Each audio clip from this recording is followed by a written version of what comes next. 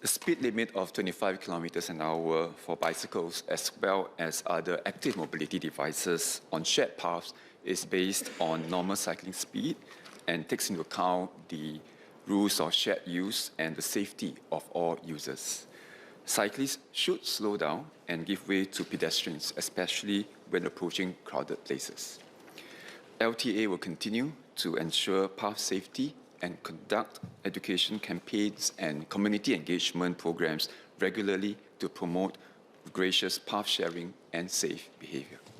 Speaker, I have two supplementary questions for MOS. To put things into perspective, 25 kilometers per hour would be about 7 meters per second and about 14 to 15 seconds for every 100 meters.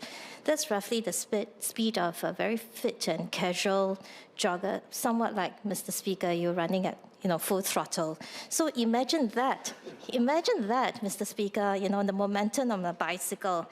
And this is what pedestrians, especially the elderly, staying in Mountbatten and perhaps in other areas of Singapore, are facing right now. So in light of this, I will ask this question. Would MOS not consider bicycle at that speed on a path shared by elderly and young children and adults, walking their pets to be reckless as well?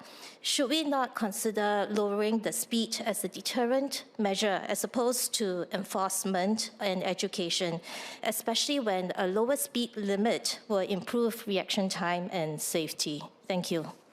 Thank you, Speaker. But even that, I don't run at 25 kilometers an hour. I just want to, I thank Ms. Goh for her concern for more vulnerable users on our paths. But I'd like to explain that this speed limit of 25 kilometers an hour was derived at by the Active Mobility Advisory Panel after extensive consultations with different users of our paths.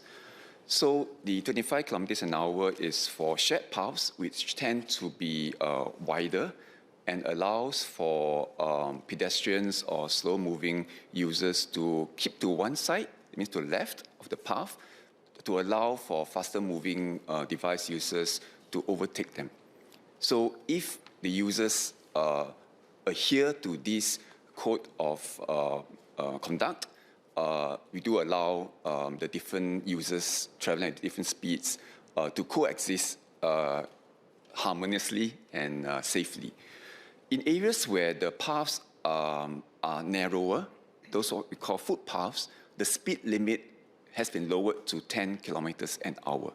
And on these paths, devices which are motorized cannot be used. That means only manual bicycles could be used, as well as for users of personal mobility aids. That means these are for people with mobility issues. We will continue to observe and monitor the situation, and when necessary, we could look at revising the rules on the speeds. Thank you. Thank you, Mr. Speaker. I do agree with the views expressed by the Honourable Ms. Goh. I'm respectfully of the view that I think 25 kilometers per hour, aside from those on road bikes, would be more appropriate for speed, bicycle speed on the road rather than on a shared path. I think most bicycles other than road bikes do not travel as much as that speed on shared paths or even on the roads. And I have a separate SQ. Mr. Speaker, since 2017, when the Active Mobility Act was passed, I have said repeatedly in this House that to promote a safe and considerate riding culture, we need to have regular enforcement and adequate public education for all users, including cyclists. So recently, MOS mentioned that riders could, where necessary, overtake pedestrian on a shared lane by riding into the pedestrian-only lanes. If I hear you correctly from the last sitting, I am concerned that this may be dangerous, especially riding at higher speed of, say, 20 to 25 kilometers per hour.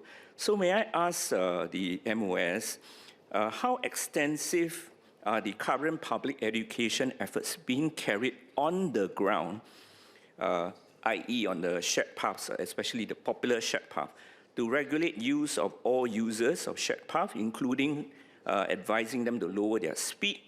And can these ground outreach efforts be further enhanced? Thank you. LT has rolled out public education campaigns since 2016. And look at community groups, schools, and this is important because we want users to develop good habits from young. So yes, we will continue to reach out to as many groups as possible and targeting at also areas where there have been a lot of feedback on the frequent or more observed higher speeds of cycling in those areas. We will work with grassroots, with resident groups, communities to do the outreach. I just also like to emphasize that the speed limit is the maximum speed allowed. It is not the speed at which device users, cyclists, should expect to sustain for any distances. So when the path is crowded, there are obstacles in front, a slower moving device or user in front, they should slow down and give way to them, right? That is the expectation, all right? And if there are cases where riders or cyclists were reckless, they will be taken to task. I'll just make a clarification to Mr. Dennis Tan's SQ when I said earlier, previous sitting about allowing device users to overtake. These are for cases where there's a pedestrian-only path beside a cycling path. Okay, there is no POP beside a shared path.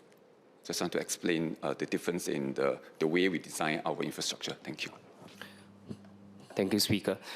Thank you, Minister, for the clarification. I'd like to inquire on how, with footpaths being narrow, cyclists may be elderly themselves, and navigating these obstacles like running children or dog walkers may be challenging for them as well. So cyclist speed may not be the only factor of danger, but also the ability of these cyclists to navigate these obstacles.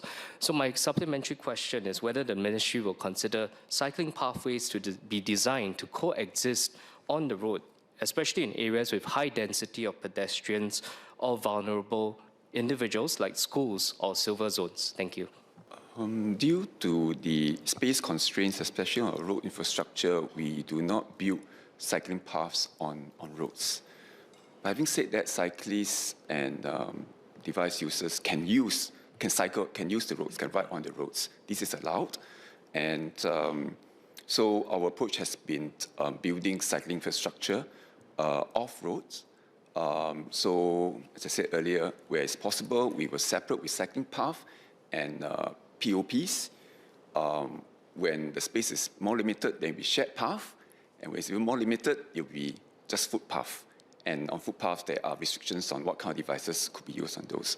So in order to allow for different users of our spaces to coexist safely and harmoniously, we really need to build a culture of sharing, of gracious use of these spaces, and for everybody to understand the rules and abide by the rules. And of course, at the same time, we will carry out enforcement and take errant users to task for unsafe behavior.